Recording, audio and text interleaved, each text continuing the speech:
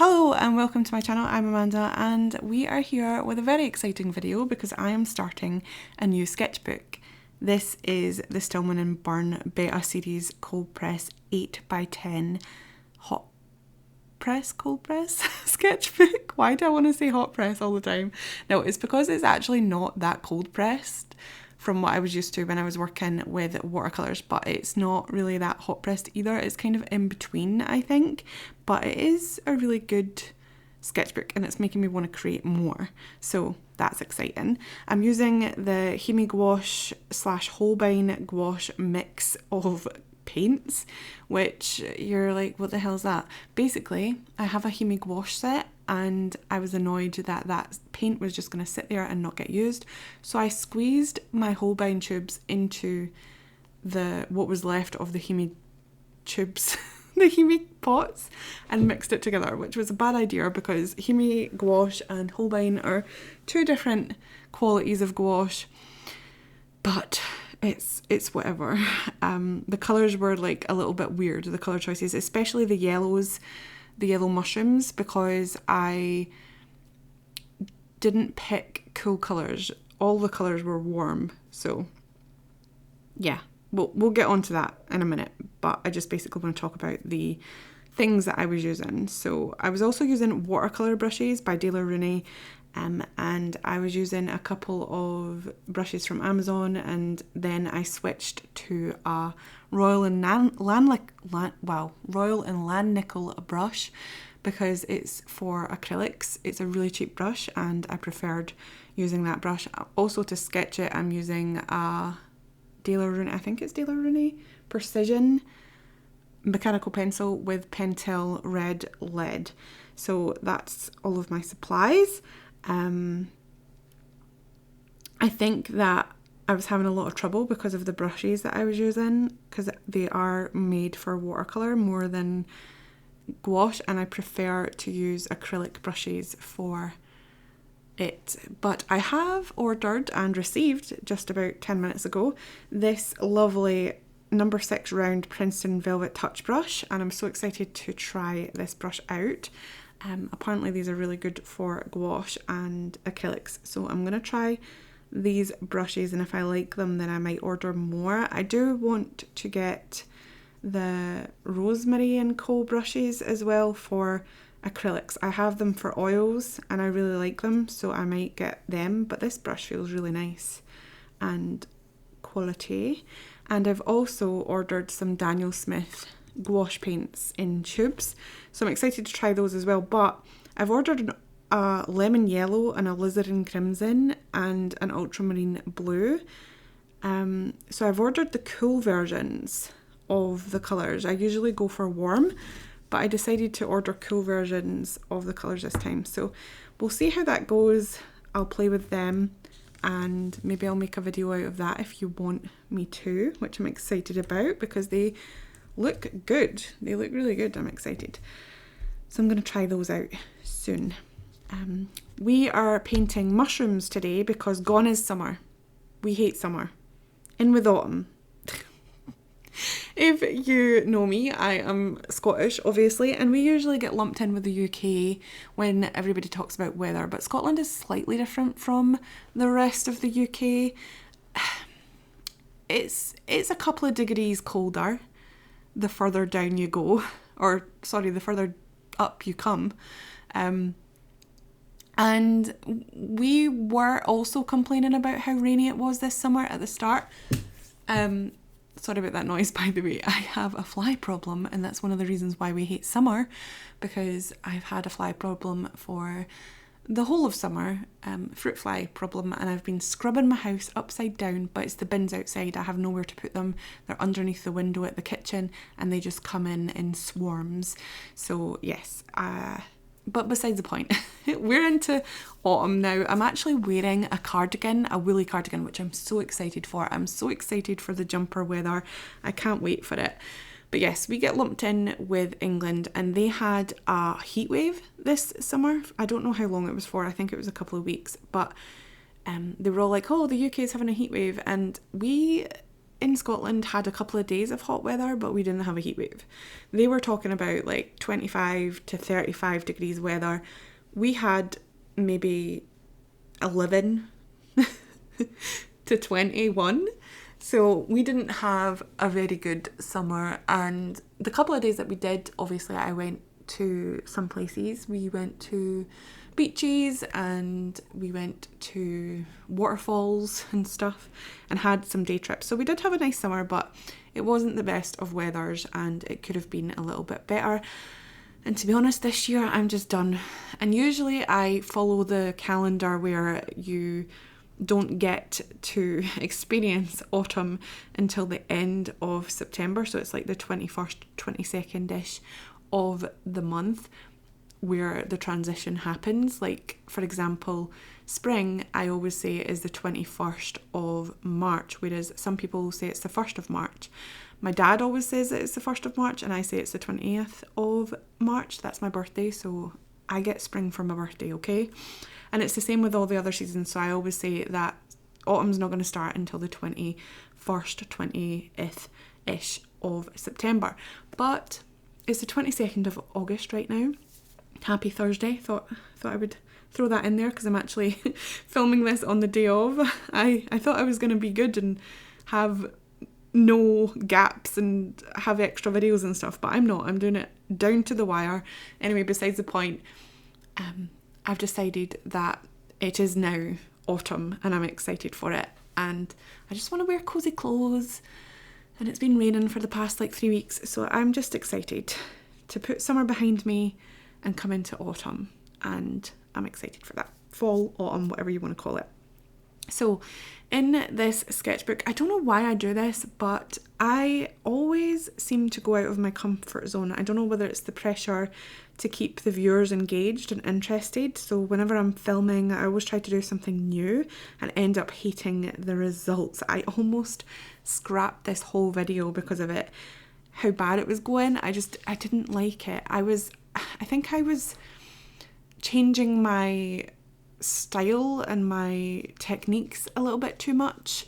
I ended up doing all of the flat colouring first, and then I started to add in all the details after it, and I think I should have just rendered one set of mushrooms and then moved on to the next and did it that way. I think that would have been so much better.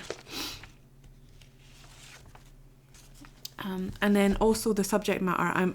I'm not used to painting mushrooms. I usually paint landscapes and food. So, but to be honest, I was scrolling through Unsplash trying to find references for food, and nothing was really sparking my interest.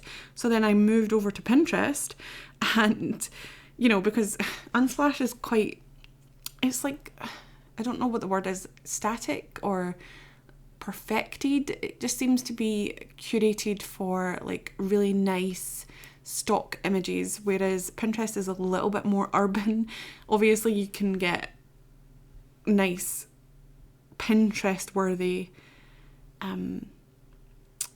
images, but I think that Unsplash is like the daddy of Pinterest, and then Pinterest is like the little mummy, and then I don't know, Instagram, people's own reference photos or whatever is the baby. I don't know if that's a good analogy, but I think that it's better to use your own references in Instagram with permission, obviously, because everybody uses Unsplash as well. So I recognise a lot of references from Unsplash in other people's works, and I don't like that. I want to use my own. So yeah, anyway, we'll get into that in a bit because I want to talk about that a little bit more. But yeah, so nothing was sparking my interest, so I decided just to paint these because I moved on to Pinterest, and the mushrooms came up and I instantly wanted to paint them. But I do think a lot of my pain was coming from the colours I picked, because I picked warm colours and some of the references were on the cooler side, and I have to stop trying to colour match. I'm an artist, so I can change the colours if I want, especially on the yellow mushrooms that you can see at the top.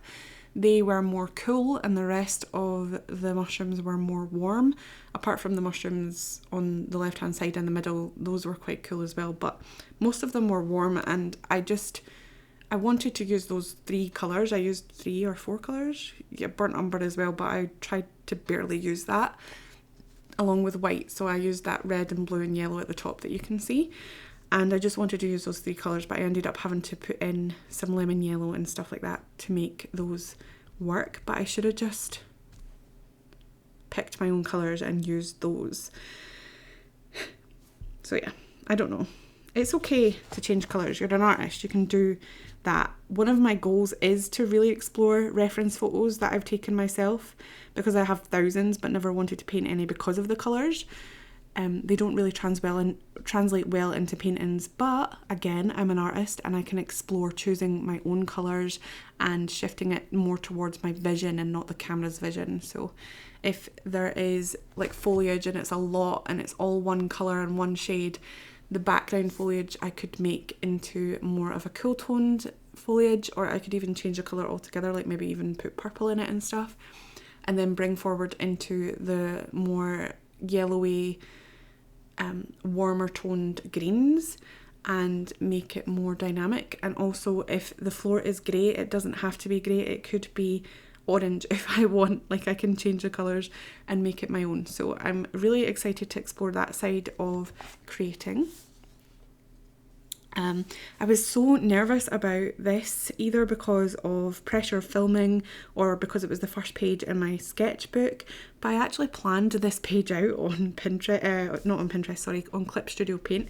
I saved all of the images and moved them around on a page that was the same size as my sketchbook, and then I didn't zoom into the references either until very, very late on, so I couldn't really see the details.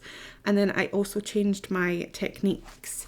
I was putting down a watery wash and then adding and building colour on top of that, whereas I usually just go in with a sort of milky to buttery consistency and then build up from there. But usually a lot of people that I've been watching recently have been going in with a very watery consistency gouache and then building up on top of that, and it seems to work for them because it adds more depth and dimension, and it's less likely to disturb the layers underneath. So just because I did that, I think that it really made me struggle to portray what I actually wanted to portray in this sketchbook page. I've also tried a different style of editing, so I have no sped up parts, it's all real time.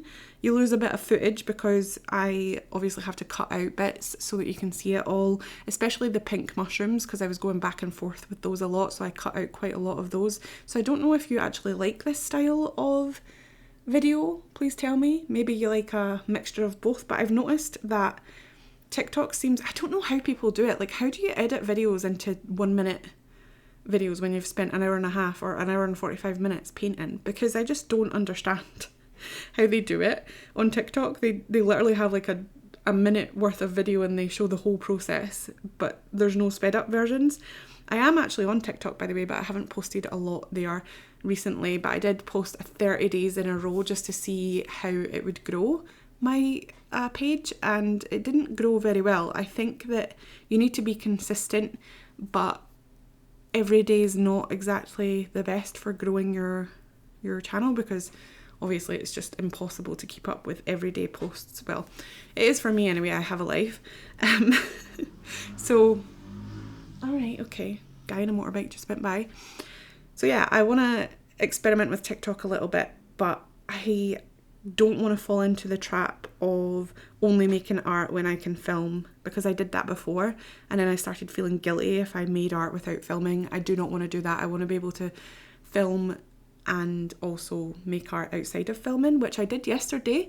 I painted in this very same sketchbook, filled up another 2 pages, and they came out so good that I wish that I had filmed it, but I need to stop myself from doing that and just saying, you know, it's fine. You're allowed to create on your own as well. So anyway, I finished this page prematurely, even though I was enjoying it because I was binge watching Two Broke Girls. I wasn't sure how to make them better or finish off the piece, so I kind of just stopped. So it's a lot of unfinishedness, I think, and I think maybe I need to watch people paint mushrooms or study the references a little bit more, or just learn how to use gouache and practice the mushrooms a little bit more, and maybe not practice as many different colours and as many different types as possible in one page. It might be good for me to render out a full one mushroom kind of thing first and see how that goes, and then maybe I will get better at it then. So yes, the page is good. The sketchbook is good. Obviously this is only my first impressions of the sketchbook, but I will end up probably doing a tour and a review once I'm done. I have covered this sketchbook in stickers, my own stickers actually, ones that have never sold or ones that were really bad offcuts, so I decided just to stick them all in my sketchbook, and that's the first time I've decorated my sketchbook, especially with my own stickers, so I was excited for that. And yes, I will show you again a full sketchbook tour once I'm done and tell you exactly how I enjoyed the sketchbook, because it is a little different from what I usually use. It's a soft cover sketchbook, and again it's cold press, so we will see how it goes, but so far it feels really nice and I like it. We are closely coming up to the finished result here. I'll show you a little picture of it. As you can see, it's not that finished, but it's there. Thank you so much for watching. Please remember to like, comment and subscribe if you haven't already, and if you have, thank you so much for your support, and I will see you in my next video. Bye!